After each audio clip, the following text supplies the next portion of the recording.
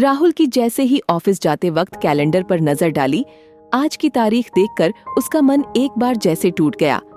आज 9 जनवरी थी और उसकी दुनिया में अकेलेपन की पहली बरसी थी। शिवानी, उसकी पत्नी, को गुजरे पूरा 1 साल हो गया था। कानून और समाज की नजर में वे आज भी शादी के बंधन में बंधे थे, पर यह बंधन बस नाम का ही रह गया था। शिवानी को गए लंबा अरसा हो चुका था और राहुल इस रिश्ते को खत्म करने की कोशिश में कभी आगे नहीं बढ़ पाया। शिवानी के जाने का दर्द आज फिर ताजा हो उठा। राहुल ने अपने लैपटॉप बैग और मोबाइल को मेज पर रखा और नौकरानी शांति को 1 कप कॉफी बनाने की हिदायत देकर अलमारी की ओर बढ़ गया। उसने उस नीले कवर वाले लिफाफे को निकाला जिस पर आज भी शिवानी की लिखावट में राहुल लिखा हुआ था। लिफाफे में शिवानी का एक खत था।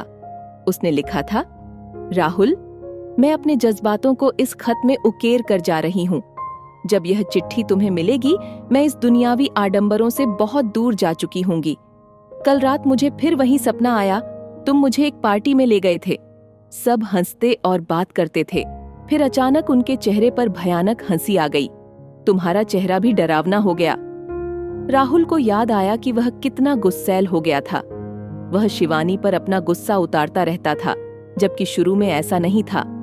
उनका वैवाहिक जीवन खुशहाल था, पर धीरे धीरे काम के बोझ ने राहुल को इतना परेशान कर दिया कि वह शिवानी पर अपनी सारी फ्रस्ट्रेशन निकालने लगा था।